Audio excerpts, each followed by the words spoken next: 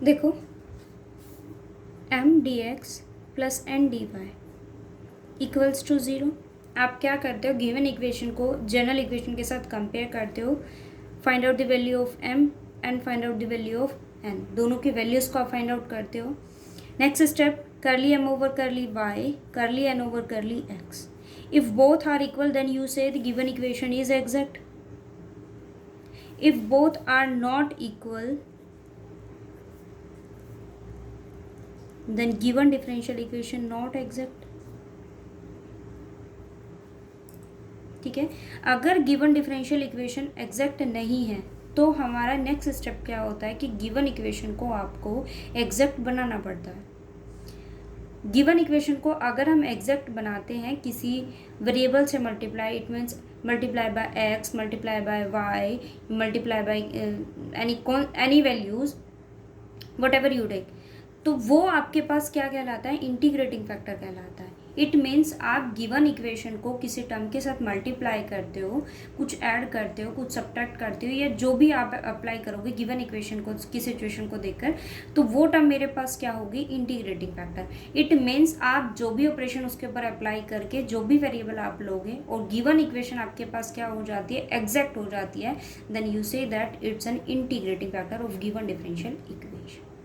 ठीक है, integrating factor समझ में आया कि आपके पास अगर किसी भी इक्वेशन को, अगर डेफिनेशन के अकॉर्डिंग हम चले, if an equation becomes exact, given equation आपके पास क्या हो जाए, एग्जैक्ट हो जाए, by multiplying by a function of x y, या कोई भी ऐसा फंक्शन जिसके मल्टीप्लाई करने पर आपके पास गिवन इक्वेशन क्या हो जाए, एग्जैक्ट हो जाए, तो वो फैक्टर आपके पास क्या कहलाएगा, इंटीग्रेटिंग फैक्टर कहलाएगा। और अगर हम इंटीग्रेटिंग फैक्टर्स की बात करें तो वो आपके पास में क्या होते हैं, इनफाइनाइट होते हैं। इंटीग्रेटिंग फैक्टर आपके पास क्या होता है, इनफाइनाइट होता है। ऐसा ज़रूरी नहीं है कि अगर किसी इक्वेशन को आपने एक्स से मल्टीप्लाई किया तो उसका इंटीग्रेटिंग फैक्टर यूनिक होगा। आपके कोई और फैक्टर ले लीजिए तो वो गिवन ये डिफरेंशियल इक्वेशन आपके पास क्या हो जाएगी, एग्जैक्ट हो जाएगी। ठीक है,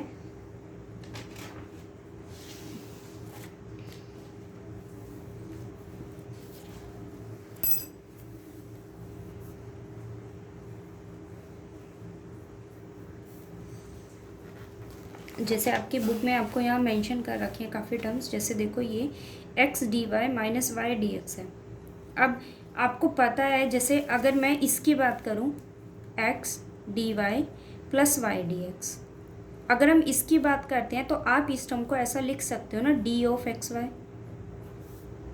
मैंने इसको टोटल डेरिवेटिव की फॉर्म में लिखा।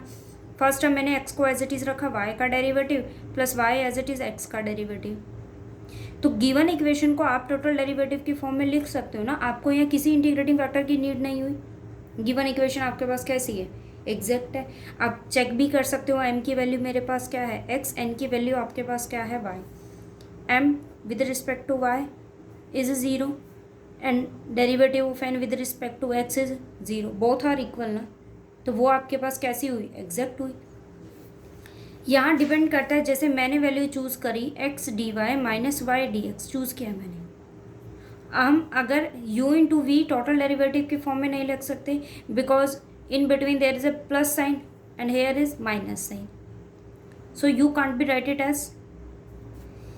देखो अगर u बाय वी की फॉर्म की हम बात करें, आप नीचे वाले टर्म का स्क्वायर करते हो, ऊपर उसे एज इट इज़ रखते हो ना, माइनस फिर जिस टर्म का डेरिवेटिव क्या है वो एज इट इज़, और नीचे फिर उसका क्या आ जाता है, डेरिवेटिव आ जाता है। तो आपको ये लेट करना पड़ेगा, देखना पड़ेगा कि गिवन इक्वेशन को किससे मल्टीप्लाई करें कि आपके पास वो इक्वेशन कैसी हो जाए, एग्जैक्ट हो जाए। तो मैंने यहाँ क्या किया, 1/x² से उसको मल्टीप्लाई किया, तो आपके पास इक्वेशन क्या हो जाएगी, x d y minus y d x by x²। This is an total derivative of y by x.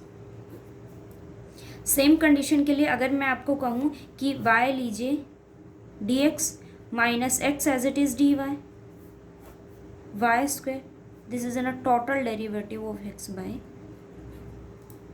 Y. तो इस केस में 1/x² और इस केस में 1/y², दोनों आपके क्या है, इंटीग्रेटिंग फैक्टर है।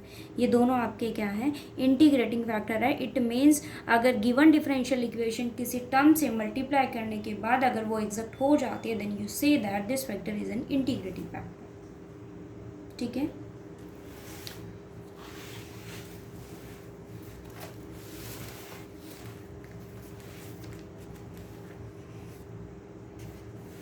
जैसे ये देखो x² + y² dy, sorry x² + y² dx minus 2xy dy equals to 0. Compare with the general equation and find out the value of m and n. The value of m is x² + y² and the value of n is minus 2xy.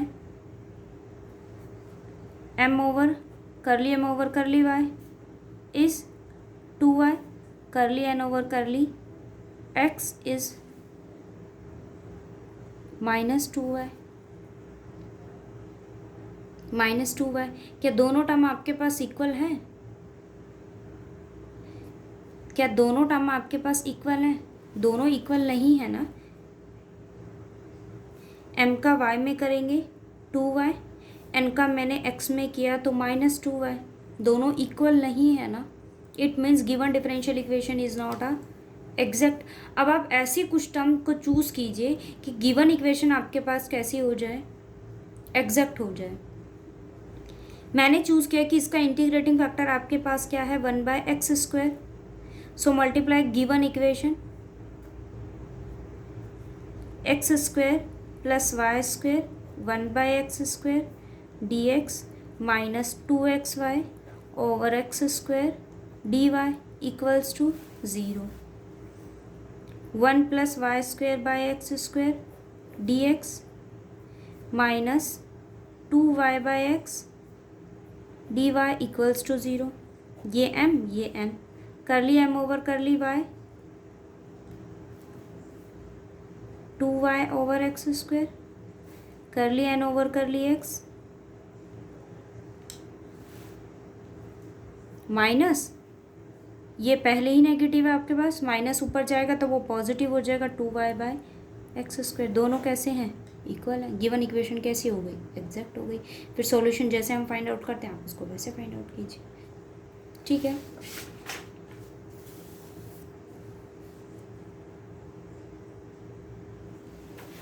ये देखो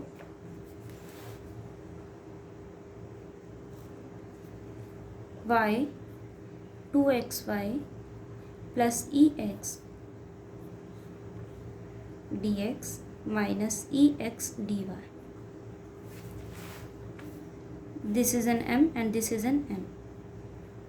curly m over curly y, derivative अगर y के respect में करते हैं ये क्या होगा, 2xy² and y ex।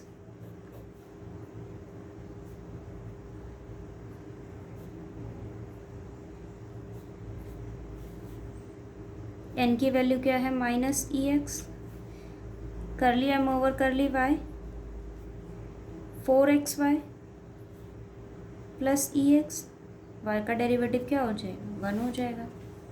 curly n over curly x, derivative क्या हो जाएगा, minus ex, as it is हो गया। क्या दोनों टर्म्स इक्वल है, नहीं है ना। तो गिवन डिफरेंशियल इक्वेशन आपके पास एग्जैक्ट नहीं होगी, तो आपको इसको क्या बनाना पड़ेगा, एग्जैक्ट बनाना पड़ेगा। आप ऐसा इंटीग्रेटिंग फैक्टर चूज़ कीजिए जिसकी हेल्प से दोनों वैल्यूज़ आपके पास क्या हो जाएं, इक्वल हो जाए। देखो अगर यहाँ देखा जाए इस टर्म के पास क्या है, 2xy², ठीक है। यहाँ मेरे पास क्या है, माइनस ex, सिर्फ ex के टर्म है ना इसके डेरिवेटिव में, यहाँ भी ex है, मतलब मुझे किसको रिमूव करना पड़ेगा, इसको रिमूव करना पड़ेगा। सेकंड थिंग अगर देखी जाए, यहाँ n का x में डेरिवेटिव करते हैं, ये वैल्यू कैसी है, नेगेटिव है, but it be a positive, so you have to remove it and it be a negative sign. या फिर आप ऐसा कीजिए, इसको क्या बना लीजिए, पॉजिटिव साइन बना लीजिए। अब इसको रिमूव करने के लिए मैं ऐसा भी कर सकती हूँ कि यहाँ से इस टर्म के पास x ही ना हो, अगर x रिमूव हो जाएगा, सॉरी y अगर रिमूव हो जाएगा तो it be a constant term because of derivative with respect to y। So मैंने चूज़ किया कि मैंने इस टर्म को गिवन इक्वेशन को मैंने क्या किया, वाई स्क्वायर से मल्टीप्लाई किया। If you multiply with y square से डिवाइड किया या 1/y स्क्वायर से मल्टीप्लाई किया, then 2xy² over y square plus y(x) over y square and the value of n is -(x) over y square. यही term होगी हमारे पास। अब कीजिए इंटीग्रेशन इसका। तो देखो इस वाई स्क्वायर से, सॉरी डेरिवेटिव करेंगे, वाई स्क्वायर से वाई स्क्वायर कैंसिल, एक वाई से ये वाई कैंसिल हो जाएगा। So value of m is 2x plus (ex) over y. Then find out the derivative. इसका डेरिवेटिव क्या हो जाएगा, 0, because it does not contain x। इसका डेरिवेटिव करेंगे -(ex) over y square, curly n over curly x, curly n over curly x is -(ex) over y square. दोनों equal आ गए ना।